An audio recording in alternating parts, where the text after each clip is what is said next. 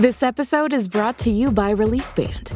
If you regularly suffer from nausea, listen up. Relief Band is a clinically proven wearable nausea solution with no drugs or unwanted side effects. It treats nausea caused by motion sickness, anxiety, migraines, and more, using technology that sends signals to your brain to stop nausea quickly and effectively. Get relief today. Shop now at reliefband.com. And to get 20% off your purchase, use the code RELIEF20 at checkout.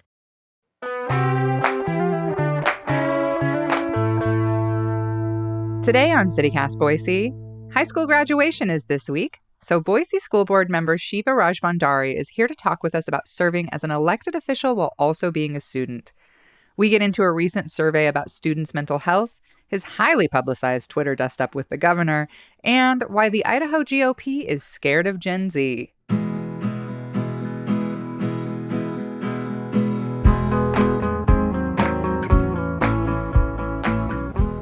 It's Tuesday, May 23rd.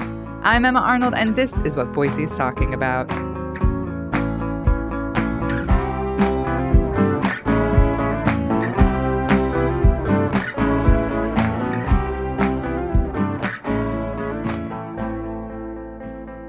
Hi, Shiva. Welcome to CityCast Boise. Hey, Emma. Thanks so much for having me. My pleasure. I want to start by saying congrats on your first time saying the F word to the governor on Twitter. Thank you. I appreciate it. I don't actually know if it was the first time, honestly. Well, certainly, when I started this job, it was when I was like, all right, I guess I got to stop tweeting what the hell at the governor every single day. So, it's funny because you got kind of some pushback on that. And it's interesting. Just a little bit. Yeah, just a little bit. Some people very upset. And it was interesting to me. I mean, I'm a comedian. You can probably guess where I fall on speaking power to authority and making some noise. But I liked what you said in a follow-up tweet that you felt like, that to suggest profanity is more harmful than, HB 71, the anti-transgender affirming healthcare law for kids, that's going to do more to the trans community than your language is going to do to the governor. Do you want to expand on that at all?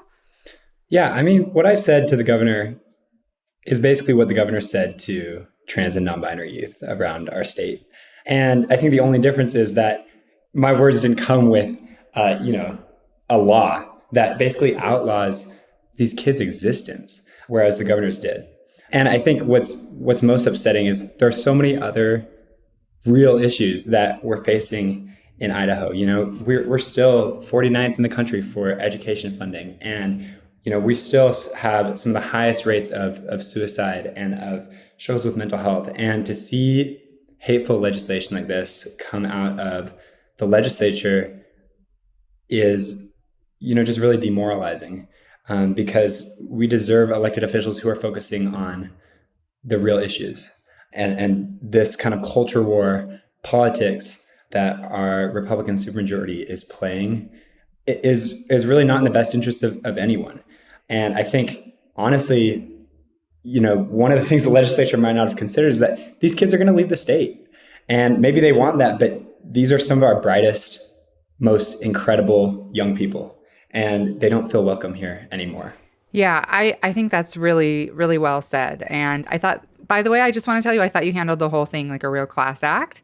And, it really speaks, I think, to your generation's experience. Yeah, I appreciate it. And I think the pearl clutching really is hypocritical and unfortunate. But I think there is a case to be made that, if you're on the school board, you're representing students and that you hold yourself in a way that students and families feel, welcome to engage. And I think, obviously, I didn't do that. And that's certainly a learning opportunity for me. But I hope that we as a community can move on from this and focus on the real issue here, which is that our legislature has, attacked the fundamental rights of our trans and non-binary kids and is going after our LGBTQ plus community and our teachers and our schools. And, we had to stand up and fight back when our siblings and our allies and our friends are on the line. See, classy again. Well, I don't want to hold you up on that too much, so love your responses. But let's move on because I want to talk to you about your time serving as an elected official on the school board. What has that experience been like for you?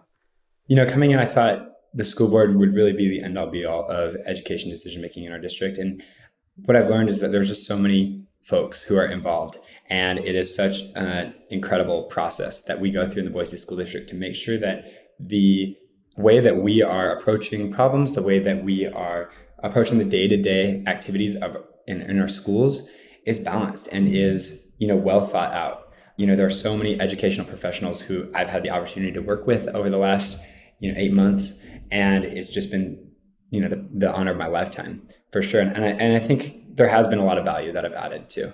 It's really hard to focus on things that don't have to do with school when you've got a student there who's telling you, these are the problems that we're facing. It is frustrating at times because, change is slow, and our district is a huge district, and it's important that we take into account the opinions of all of our constituents. We have 26,000 students in our district, and we represent a community of over 200,000 people. And that means turning the ship is really hard. Sometimes it's really exciting though, too. One of the things that was just rolled out this year was the learner-focused system in our district. And it is a model of collective autonomy for teaching that really empowers students to understand not just what they're learning, but why they're learning it and how they learn best, and really take control of their learning. And that's something that I've seen be deployed in my own classes, which has been really incredible and really enlightening to see, like, wow, this is something we were just talking about the other day at the board meeting, and now I'm seeing that right now hands-on in the classroom. Wow, that sounds really cool. I could have used that as a kid in school for sure.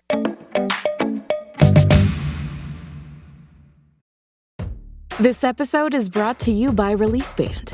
If you regularly suffer from nausea, listen up. Relief Band is a clinically proven wearable nausea solution with no drugs or unwanted side effects. It treats nausea caused by motion sickness, anxiety, migraines, and more, using technology that sends signals to your brain to stop nausea quickly and effectively. Get relief today. Shop now at reliefband.com. And to get 20% off your purchase, use the code RELIEF20 at checkout. Any big takeaways, any big lessons learned, like things maybe you do different? Yeah, I mean, there's plenty of lessons learned. Don't say the F word on Twitter would be one.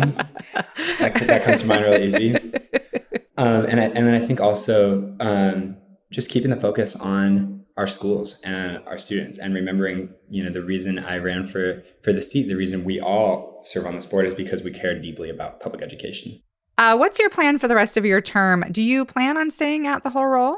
Yeah, I do plan on serving the full 2 years because I think it's really important to have a student perspective on the board. What's unfortunate is I will be graduating, and then I will no longer have that same perspective. And so I think I'm really excited to continue engaging with our student advisory committee. And then also I think what's exciting about the student advisory committee is there will be a ton more students coming up that will already be trained, which will allow them to be a lot more effective in shaping the policies of our district. And so this is really a long run thing for me and for our school district. I want to talk to you about this survey that was done by the Boise School District about student mental health. And it said that 30% of junior high students and 44% of high schoolers are depressed, and that 29% of junior high students and 34% of high schoolers say that they've struggled with suicidal ideation in the last 6 months. Those numbers are huge. Were you surprised by that at all? Unfortunately, I was not surprised at all. Being on the ground in our high schools and our junior highs every day, I see the effects that, mental health is having on students' learning and on students' well-being. And I think, it's kind of an unfortunate reality that this is something that we have to deal with in schools, because really schools should be about learning. They shouldn't be about solving all the problems that we have in our society. But, we've seen so little leadership in other segments of our government that this is something that we have to take on, and it's something that we have to recognize.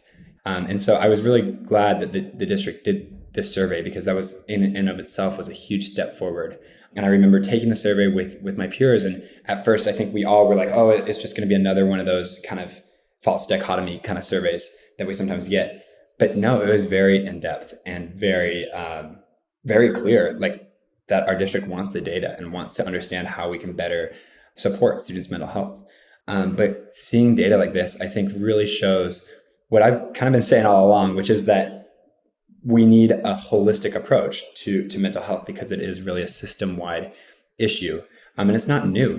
The same data we saw in 2019, where something like 11% of Idaho students had considered or had actually taken steps towards suicide in the previous 6 months. So this is not something that's new with the pandemic, but the pandemic has certainly exacerbated it and hopefully put more of a spotlight on it too. This is kind of a huge question. And you mentioned the pandemic, and I know that's obviously a piece of it. But like, do you have, in your opinion, I suppose, do you know what's causing this? You know, I have a high schooler, I have a junior high kid, I have a kid in college. And this is exactly what I'm seeing, that a lot of their friends are talking about mental health, struggling with mental health. Do you have a sense for the root of that? You know, that was something that I asked Dr. Smith, the researcher at Boise State, whose team really conducted the survey. And, you know, it's hard to identify. But as we look into some of the data, you know, we see that it really is stress. And we see that it's also academic pressure. But certainly, I think school start time is a big thing that we can address, that it's been shown nationwide to improve mental health outcomes. I think providing mental health classes and curriculum is really important too. I know, you know, at times when I've personally struggled with my mental health, sometimes I just don't even know what to do. I don't even know who to turn to. And we have these incredible counselors in our district, but our student to counselor ratio is so high, you know, sometimes it's hard to get access to them, and they're often doing administrative work, right? Helping students sign up for classes, writing letters of recommendation for college. And that means students who have mental health needs sometimes don't get those met, or at least don't think that they can get those met because they see how busy their counselor is. And so I think improving access to mental health resources and expanding our counseling program is another great way to approach this. Well, that's great. Yeah, I agree with all of that. I want to ask you about, recently you did an op-ed for The Statesman about youth voter suppression. And I wanted to ask you, do you think the Idaho GOP is scared of Gen Z? Are you kidding? The GOP nationwide is scared of Gen Z. And I think if you look at the numbers, you know, the folks who turn out for Biden, over more than a supermajority of my generation is voting blue. And I think what's important to remember, and I think it's important for Democrats also not to take this for granted, because more than any other generation, more than any other segment of society, Gen Z fundamentally believes that it's not the parties, but it's the people versus the corporations, right? And the people who are controlling our government are not always aligned with the interests of the majority. And so I think, you know, the recent slew of voter suppression legislation that we've seen, and I commented on this a bit in that op-ed, really is reflective of this movement in the Republican Party in recognizing that their voters are declining, and soon they'll be in the minority. Old white men are not a majority of America anymore, and certainly not a majority of voters. And every time I see voter suppression legislation, I'm like, oh my gosh, like, why are they doing this? Like, we got to protect the right to vote. But I also get a little bit giddy because it means that another, you know, group of leaders in our country has recognized that, holy shit, Gen Z is coming and we're going to, you know, tear things up. And it presents an existential threat for fascism and for xenophobia that we're seeing in the right and the far right. You know, we saw the biggest voter suppression law ever passed in Georgia ahead of the 2022 midterms. And, you know, that bill alone could possibly be credited for boosting youth turnout and Black and brown turnout enough to get out the vote for Raphael Warnock and Jon Ossoff. And so this legislation is honestly just, it's honestly a little bit sad. And I think generally far-right politics are a little bit sad. Well, no disagreement for me there. Well, you're graduating you're done with school in like a couple of days, and you're graduating in like a week, and you're a presidential scholar, which is incredible. Congratulations. And I thought it was really gracious and very sweet that when you announced you're a presidential scholar, instead of taking all the credit for yourself, you did a lot of like, this is my teachers, these are the coaches, you know. I thought that was a very cool thing to remind that one kid who becomes a presidential scholar has hundreds of people who help them get there. Yeah, so many people. I think, you know, everything that I've done in my life is thanks to public education. Seriously, everything. And the opportunities that I've been provided within the Boise School District in public schools, the choices that I had as a public school student far surpassed any choices that I've seen any private school be able to offer.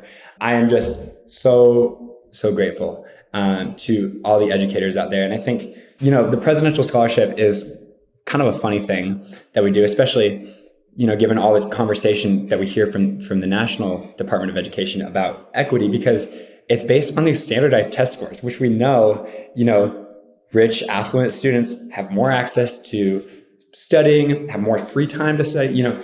SAT scores are like fundamentally not a good measurement of student academic achievement. And so I think it's important to remember that for every presidential scholar, there are thousands of students out there who are working dang hard and who deserve so much more credit.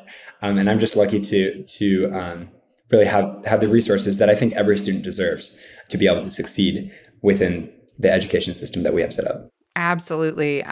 Love teachers, do pay teachers more always. And I'm so excited for you to graduate and can't wait to see what you do next. And yeah, just keep kicking ass out there, Shiva. Thanks so much, Emma. I really appreciate it. Thanks for having me on.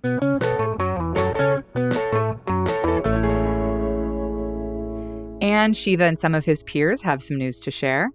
They've created a fund to provide scholarships and medical travel resources for LGBTQ+ students in Idaho.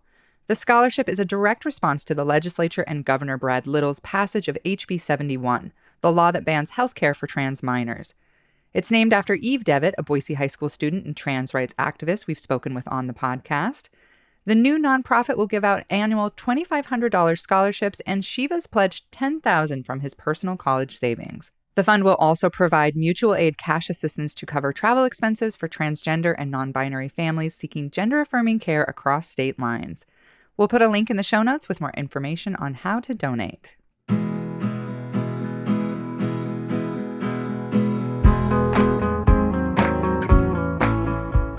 That's all for today here on CityCast Boise.